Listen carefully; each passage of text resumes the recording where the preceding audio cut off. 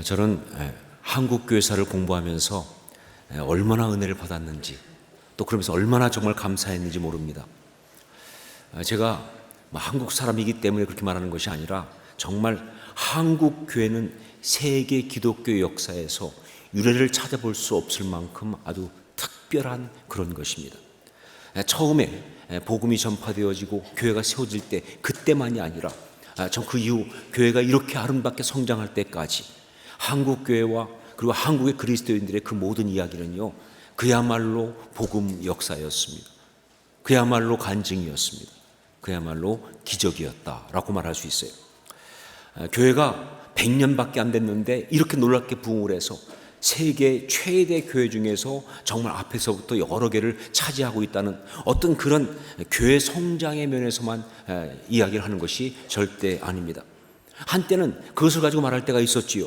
하지만 정말 그 자체가 교회가 이렇게 성장했다는 것이 분명히 의미가 있고 대단한 것임에도 분명하지만, 그러나 교회 성장 그리고 메가철치 이런 것들은 결코 교회 역사의 본질적인 것이 아니라는 것이 분명해졌습니다. 그리고 벌써 지금 그 뒷모습이 너무나 안타깝게 나타나고 있기 때문에 그건 그렇게 중요하지 않다는 것이죠. 다만 한국 교회가 정말 그렇게 감동적이고 특별한 것은요, 그렇게 외적인 성장이 기가 막혔다라는 것 때문이 아니라 바로 그 내용 때문에 그렇습니다. 특별히 그 모든 것이요, 그야말로 성경적입니다. 영적으로 너무나 바르고 건강하게, 그래서 마치 사도행전을 한국에서 다시 한번 쓰는 것처럼 그렇게 아름다운 영적 역사가 있었기 때문에 그러는 거예요. 그래서 정말 자랑스럽고요, 그래서 정말 뿌듯하고 감동스럽습니다. 자, 그 가운데 하나, 아니 어쩌면 가장 아름답고 가장 바르고 감동적인 것이라고 볼 수 있는 것, 그것은 바로 말씀의 역사입니다. 네, 한국교회의 가장 아름다운 것은요, 다른 것이 아니라 말씀의 역사예요. 선교사가 들어오지 않고, 제가 늘 말씀드리지만 선교사가 들어오지 않고 그냥 말씀만 들어왔어요. 그것도 쪽복음만 들어온 거예요. 그런데 그 쪽복음을 듣고 사람들이 믿기 시작했고요, 그러면서 정말 그 복음이 전파되면서 정말 교회까지 세워지는, 세계 선교 역사에 있어서 한 번도 없었던 유일한 일이 한국에서 일어난 것이다. 이것이 바로 한국 교회의 스토리입니다. 그런데 이렇게 말씀의 역사는요, 거기서 끝이 아닙니다. 그 이후에 한국 교회가 부흥하고 발전하는 데 있어서 정말 말씀의 역사는 엄청났어요. 한국 초대교회 모든 이야기는 말씀의 역사 이야기다. 보통 부흥을 가져오는 집회, 그런 것들이 교회에 있잖아요. 그렇게 집회를 말할 때 세 가지를 말합니다. 하나가 뭐냐? 말씀 사경회. 이것은요, 모여서 그야말로 말씀만 공부하는 집회입니다. 사경회라는 말 자체가 성경을 갖다가 연구한다는 거 아니겠죠? 그래서 정말 모여가지고 성경 말씀을 그냥 공부하는, 어떤 경우는 책 한 권 전체를 떼기도 하고, 아니면 어떤 때는 여러 권 책을 다 떼기도 하고, 그렇게 하는 것이 바로 말씀 사경회입니다. 또 한 가지 집회가 뭐 있느냐? 심령 부흥회라는 게 있어요. 심령 부흥회. 이것은요, 뜨거운 기도와 찬송 그리고 말씀을 통해서 영적인 어떤 체험을 하고 여러 가지 영적 은사를 경험하고 또 받는 그런 집회를 말합니다. 우리가 보통 부흥회 할 때 하는 것이 바로 이 심령 부흥회를 말하는 것이죠. 그리고 또 한 가지가 뭐냐? 전도 집회가 있습니다. 복음을 전하기 위해서 모이는 그런 집회로서 이 전도 집회에서는 주로 가스펠송, 즉 복음송을 부르게 되고요, 또 간증을 많이 하게 됩니다. 그리고 메시지를 전해도 그 메시지는 주로 전도 메시지, 복음 메시지를 전하는 그런 집회가 바로 전도 집회입니다. 믿지 않는 불신자들을 초청해서 이제 그들에게 복음을 전하는 아주 그런 귀한 집회가 전도 집회죠. 자, 그런데 이 세 가지 집회는요, 다 나름대로 의미가 있고 그리고 참 좋은 것이지만, 한국교회는요, 선교 초기에 보면요, 딱 한 가지 집회밖에 없었어요. 그때는 부흥회가 없었어요. 그때는 전도 집회가 없었어요. 오직 말씀 사경회만 있었습니다. 이게 한국교회 특징이에요. 그러니까 정말 다른 것은 없이 그냥 모여서 말씀만 듣고 그 말씀 가운데 영적인 회복과 그리고 부흥을 체험하면서, 더 놀라운 것은 바로 뭐냐? 바로 거기서 영적 성숙을 이뤄냈던 그런 이야기. 이게 바로 한국교회 이야기예요. 그 당시에는요, 교회가 많지 않다 보니까 어떤 교회에서 말씀 사경회가 있다 그러면요, 그 인근 지역 전체에서 다 몰려왔어요. 그래서 막 멀리서 오는 사람들이 오니까 어떻게 했느냐, 올 때 그냥 오는 것이 아니라 쌀자루 하고 그 다음에 반찬하고 솥단지를 메고 오는 거예요. 그래서 거기 교회에 있으면서 그냥 거기 교회 마당에서 밥해 먹어가면서 말이죠, 며칠씩 있는 거예요. 말씀만 공부하는 거예요. 어떤 경우는 몇 주, 기록에 보니까 월 사경회라는 것도 있더라고요. 한 달씩 하는. 그게 한국 교회예요. 정말 말씀만 공부하는 거예요. 아침 새벽 말씀 공부, 오전 공부, 오후 공부, 저녁 공부. 정말 그러면서 정말 한국 교회가 그렇게 아름답게 섰어요. 그 어려운 환경 속에서, 그 힘든 이야기 속에서 이 교회가 이렇게 바르게 설 수 있었던 것, 그건 바로 이 말씀 사경회 그것 때문이다. 모든 집회가 다 좋은 것이죠. 하지만 저는요, 성경적으로 가장 바르고 아름다운 것, 그래서 정말 하나님의 공동체를 가장 아름답게 세우고 성도들을 온전히 성숙하게 하는 그런 것이 있다고 한다면 그것이 바로 말씀 사경회라고 생각합니다. 자, 그러면 이 말씀 사경회의 원조가 어디인가? 이게 또 원조가 중요하잖아요, 그렇죠? 닭볶음탕도 원조가 있듯이 말이죠. 원조가 중요합니다. 이 말씀 사경회의 원조가 어디냐? 바로 느헤미야, 오늘 본문이에요. 이 느헤미야에 나오는 이 오늘 말씀이 바로 그 원조입니다. 성벽을 다 완공하고 나서 느헤미야가 7째 달, 즉 티슈리에 사람들을 다 모이게 했습니다. 그리고 거기에서 학사 겸 제사장인 에스라로 하여금 율법책을 가져오게 해서, 그래서 영적인 집회를 했던 것, 그것이 바로 제대로 된 최초의 말씀 사경회였다는 것이죠. 다른 것은 아무것도 없이, 정말 심지어 이 에스라가 제사장이잖아요. 그렇지만 제사를 드리지 않고 그냥 말씀만 공부했어요. 말씀만 가르쳤어요. 그러면서 그 말씀으로 사람들이 은혜받고 그 말씀으로 회복되면서 정말 아름다운 역사가 있었던 것, 그게 바로 말씀 사경의 원조 에스라의 말씀 집회입니다. 정말 이 말씀 사경회, 이것은요 우리 신앙에 너무너무 중요해요. 한국교회 그랬던 것처럼, 또 지금도 그래야 하는 것처럼 이 말씀 사경회는요 정말 우리 교회 가운데 반드시 있어야 되는 기가 막힌 사건이에요. 자, 그런데 오늘 이 말씀 사경회의 원조인 오늘 말씀에 나온 이 말씀 사경회를 보면요, 거기에 우리가 반드시 알아야 될 아주 중요한 또 하나의 포인트가 나와요. 그것이 무엇인가? 우리 11절 12절 말씀을 함께 읽도록 하겠습니다. 11절 12절 함께 읽습니다.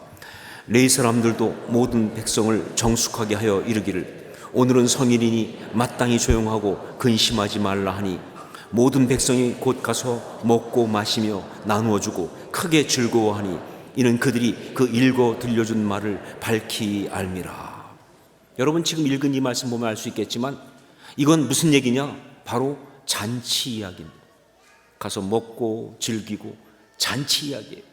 그러니까 이건 뭐냐? 말씀으로 인해서 잔치를 벌이고 있다고 하는, 말씀을 위해서 축제를 벌이고 있다고 하는 그런 이야기입니다. 그러니까 말씀 사경회는 뭐냐라고 할 때 그건 바로 말씀 축제였다는 거예요. 예, 그래요. 진짜 말씀 사경회는요 다른 것이 아니라 말씀 축제입니다. 모여서 그 말씀으로 정말 행복하고 기쁘고 즐겁고 그렇게 즐기는 정말 말씀 축제예요. 말씀 잔치예요. 자, 그런데 그 잔치는 어떤 잔치냐? 다른 말로 하면 바로 천국 잔치입니다. 그건 천국 축제예요. 이게 진정한 말씀 사경회의 모습이라는 것이죠. 여러분, 우리가 정말 구원받은 성도가 되었다는 것이 무슨 뜻입니까? 그것은 우리가 예수 그리스도를 주로 고백한 이후에 그것으로 인해서 영생을 얻고 그리고 하나님의 자녀가 되면서 천국 백성이 되었다, 그 얘기 아니에요, 그렇죠? 그렇기 때문에 구원받은 성도가 살아가는 삶 가운데 이제 정말 중요한 것이 뭐냐? 바로 천국을 살아야 돼요. 여기서 천국을 살아야 돼요. 이게 정말 중요합니다. 그렇기 때문에 정말 구원받은 성도들이 모여서 하는 교제가 있다면, 그들이 함께하고 있는 어떤 그런 집회가 있다고 한다면, 그들이 살아가는 삶의 이야기가 있다고 한다면 그건 마땅히 천국의 집회, 천국의 이야기가 되어야 한다는 것이죠. 이게 중요합니다. 이게 바로 바른 신앙의 삶인 거예요. 누가 저한테 예전에 이런 얘기를 하더라고요. 한국은 지옥이고 호주는 천국이라고 그렇게 말한다는 거예요. 이게 무슨 얘기냐 했더니 한국에 갔더니 한국 사람들이 다 한국을 지옥이라고 그러는데, 입시지옥, 교통지옥, 이건 뭐 피서철 지옥, 무슨 뭐 병원 입원실 지옥, 하여간 다 지옥이래요. 그런데 호주에 갔더니 다 천국이라고 그러더라고요. 자연환경이 너무 좋다, 천국이다. 뭐 지구환경 좋다, 천국이다. 다 그렇게 말한다는 거예요. 그런데 결정적으로 좀 문제가 있는 게 뭐냐면, 그런데 호주에서 천국이라고 말하는 사람들이 천국이라고 말하면서 그러면서 덧붙인 게 뭐냐? 그런데 재미가 없다, 심심하다. 천국인데 심심한 천국, 천국인데 재미없는 천국이라는 거예요. 반면에 한국은 지옥인데 재밌다는 거예요. 재미있는 지옥. 이게 좀 이상하다, 이렇게 얘기를 하더라고요. 글쎄요, 얼마나 객관적인 근거가 있는지 모르겠지만, 글쎄요, 그렇다 할지라도 이 재미가 없는데 천국일 수 있을까? 저는 개인적으로 천국이 재미없으면 안 갈 것 같아요. 재미없는데 그걸 왜 갑니까? 그죠? 또 재미있는데 지옥일 수 있을까? 참 아리송하죠, 그렇죠? 그런데 제가 이 이야기를 들으면서 생각한 것이 있습니다. 뭐냐면, 그렇다, 결국 이 세상을 사는 모든 사람은 다 결국 다 죽고, 죽은 뒤에는 심판이 있고, 그 다음에는 천국에 가든지 지옥에 가든지, 그거 아니에요, 제 인생은? 모든 인생은 다 죽고 죽음 뒤에는 심판이 있고, 그리고 뭐 천국을 가든지 지옥을 가든지 둘 중에 하나라고요. 그렇다고 한다면 결국 뭐냐? 이 인생을 지금 여기 살아가는 것이 다른 것이 아니라 이제 그 천국과 지옥을 미리 사는 것이, 그게 인생이 아닐까 하는 것이죠. 예, 그래요. 정말 우리가 죄 가운데 살아간다는 게 뭐냐?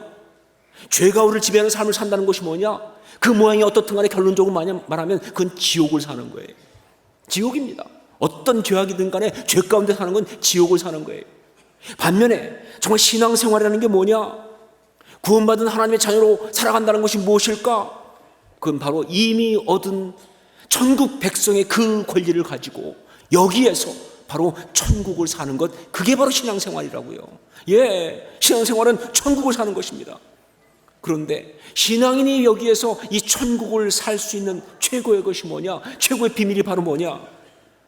천국 잔치를 할 수 있는 그 비밀이 바로 뭐냐? 그게 바로 말씀 축제라는 거예요. 말씀으로 잔치하는 거예요. 말씀을 통해서 은혜 받는, 바로 그것이다. 여러분, 정말 그렇습니다. 우리가 아름다운 교회, 행복한 성도가 되기 원하는데 무엇으로 될 것인가라고 할 때 가장 중요한 게 바로 뭐냐? 말씀 축제가 우리 가운데 있어야 되는 거예요.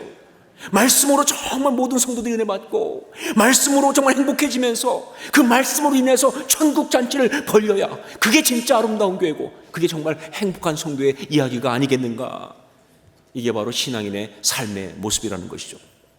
예, 신앙인은 그 삶 가운데 말씀 축제가 있어야 합니다. 자, 그러면 말씀 축제, 그것은 구체적으로 어떻게 하는 것인가? 말씀을 통해서 어떤 역사가 일어날 때 그것을 말씀 축제라고 말할 수 있을까? 첫째로 바로 그것은 말씀을 깨닫는 은혜, 그것을 받는 것을 말합니다.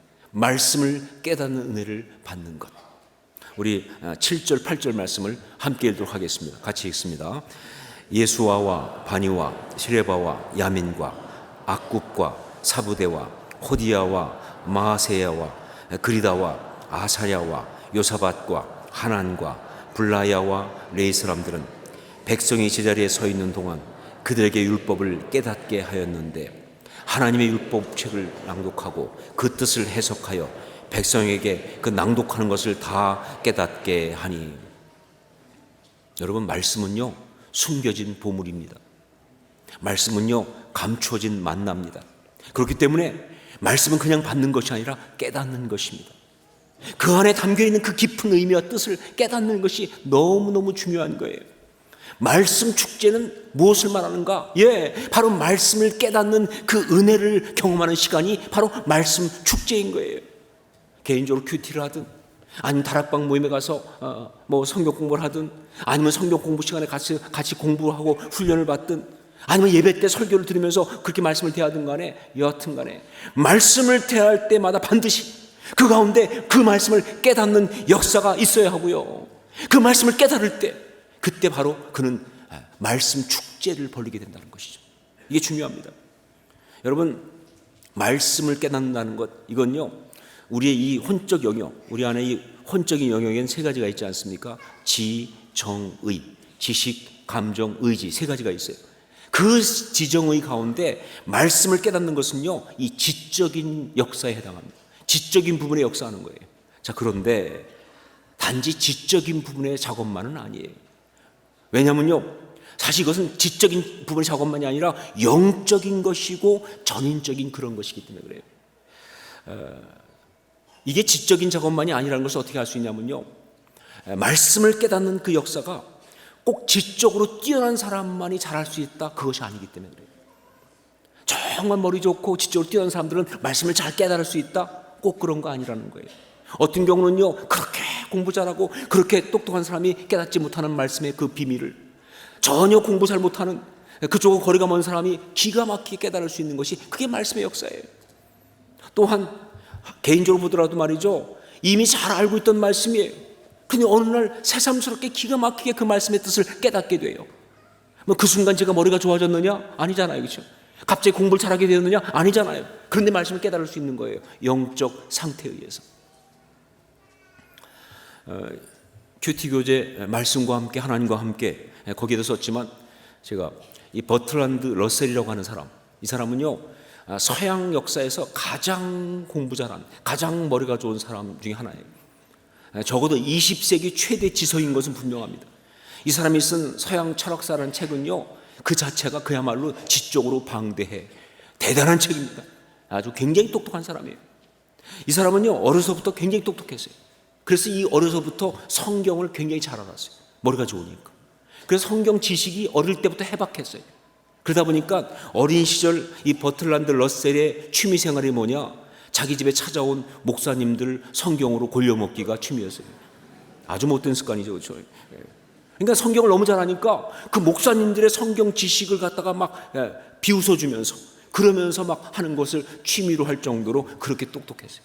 그런데 그렇게 해박한 성경 지식을 가지고 그 사람이 쓴 책이 하나 있는데, 그 책이 바로 뭐냐? 나는 왜 그리스도인이 아닌가? 나는 왜 그리스도인이 아닌가? 이 책입니다. 거기 보면 이렇게 얘기하고 있어요. 생각컨대 종교는 인간의 두려움에 기반을 두고 있습니다. 종교는 부분적으로는 잘 모르는 것에 대한 무서움이고, 다른 한편으로는 나의 곤경과 분쟁에 있어 내 편을 들어줄 든든한 형의 존재를 바라는 소망입니다. 좋은 세계는 지식, 온정, 용기가 필요하지 과거에 대한 애석한 동경이나 아주 오래전 무지한 사람들에 의한 자유로운 지성의 구속을 필요로 하는 것이 아닙니다. 무슨 말인지 잘 모르겠지만 어려워서 한 가지는 분명합니다. 이 말씀 볼 때 확실한 거 뭐냐? 버틀란드 러셀은요, 말씀을 알긴 알았지만 깨닫지는 못했다는 사실. 특별히 그 책봐도 나오지만 성경 많이 인용해요. 뭐 예수님의 무화과 나무 저주한 사건 등등. 그러면서 그는 이게 말이 되냐 하는데, 제가 볼 때는 말씀을 깨닫지를 못했어요. 말씀을 깨닫는 일이 없는 거예요. 그러니까 그렇게 나오는 것이죠. 여러분, 그래요. 지성이 뛰어나다고 해서 말씀을 제대로 깨닫는 게 아니에요. 왜냐하면요, 그것은 말씀 깨닫는 것은 성령께서 역사하셔야 하니까.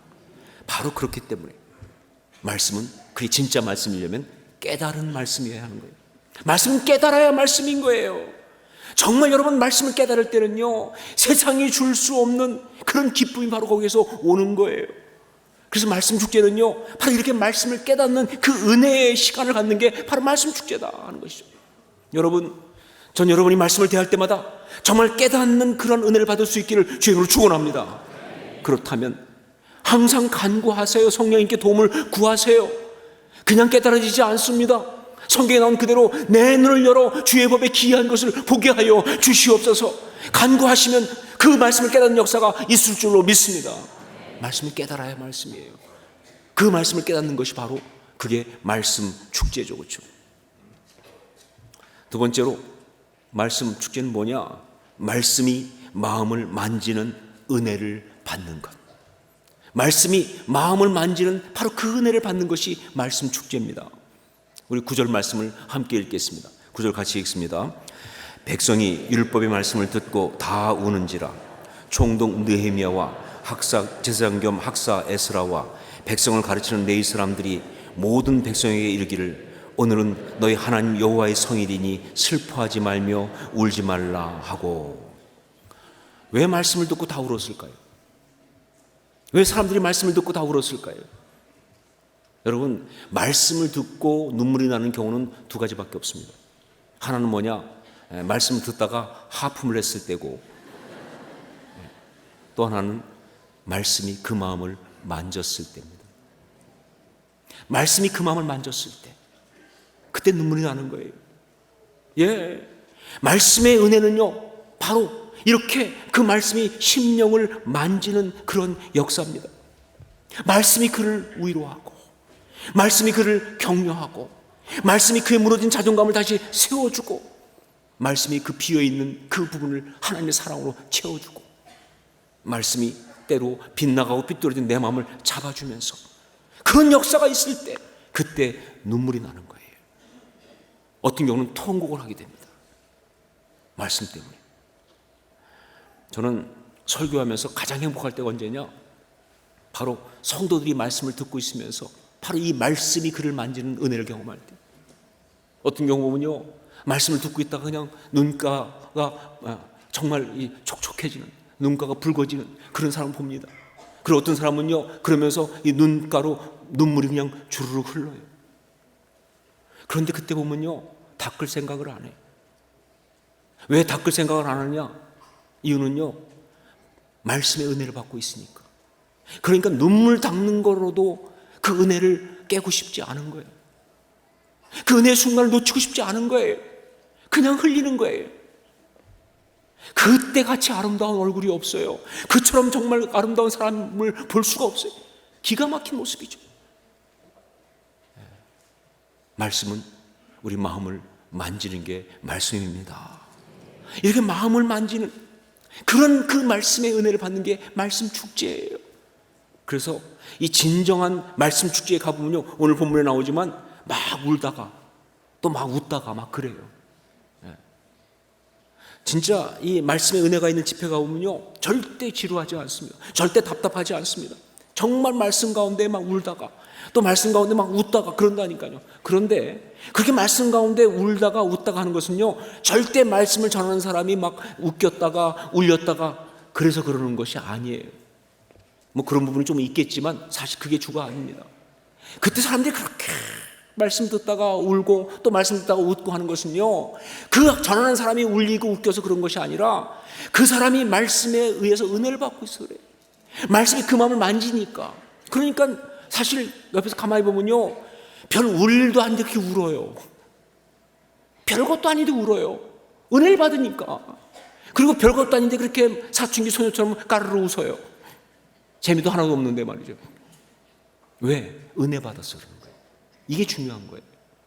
그런데 가끔 보면 그 엉터리 부흥사들 보면요, 이걸 까꾸로 가는 사람이 있어요. 하여간 엉터리들은 엉터리예요. 그래가지고 말씀의 은혜를 받아서 그래서 울고 웃는 건데, 이 부흥사들은 거꾸로 그냥 울고 웃기만 하면 은혜 받은 거로 생각하는 것 같아요. 그래가지고 막 웃기려고 난리를 치는 거예요. 울리려고 난리를 치는 거예요. 별 생쇼를 다 하는 거예요. 하여간 그들이 모습이 얼마나 웃기는지, 옛날 제가 한 목사님께 들었는데, 구봉서 장로님 같은 경우 처음 예수 믿으면서 그러더래요. 저건 내 전공인데 왜 저 사람들이 하냐고 말이죠. 정말 그렇게 되면요, 들을 때 정말 민망하고 비참해 대대로. 내가 왜 이걸 듣고 있어야 되나 싶고. 그건 아니에요. 운다고 웃는다고 은혜 받는 게 아니에요. 은혜 받으니까 울고 웃는 거예요. 이게 말씀이에요. 이게 정말 중요한 거예요. 말씀은 우리 마음을 만집니다. 그래서 우리를 하고 울게 하는 거예요. 우리를 웃게 하는 거예요. 그러면서 우리가 정말 행복해지는 거예요. 이것이 바로 말씀 축제의 이야기예요. 세 번째로 또 한 가지, 말씀이 힘을 주는 은혜를 받는 것, 그것입니다. 말씀이 힘을 주는 은혜를 받는 것. 10절 말씀을 함께 읽겠습니다. 10절 같이 읽습니다. 느헤미야가 또 그들에게 이르기를 너희는 가서 살린 것을 먹고 단 것을 마시되 준비하지 못한 자에게는 나누어 주라. 이날은 우리 주의 성일이니 근심하지 말라. 여호와로 인하여 기뻐하는 것이 너희의 힘이니라 하고. 말씀을 받게 되었을 때 말씀의 은혜를 경험하게 되었을 때 사람들이 하는 이야기 중에 가장 많은 이야기가 바로 뭐냐? 말씀에 의지하여라는 표현입니다. 무슨 뜻이냐? 말씀으로부터 힘을 얻는다, 그 뜻이. 말씀으로부터 능력을 받고 있다, 그 뜻입니다. 예, 여기 나오는 여호와를 인하여 기뻐하는 것이 너의 힘이니라. 무슨 얘기입니까? 하나님이 계시기 때문에, 하나님이 역사하시니까, 하나님이 그 말씀 때문에, 정말 하나님이 나를 살아가신다는 그 사실 때문에, 내가 하나님 백성이라는 그것 때문에, 그 말씀 때문에 내게 힘이 생긴다는 거 아니에요? 예, 그래요. 말씀은 그 듣는 자에게 힘을 주십니다.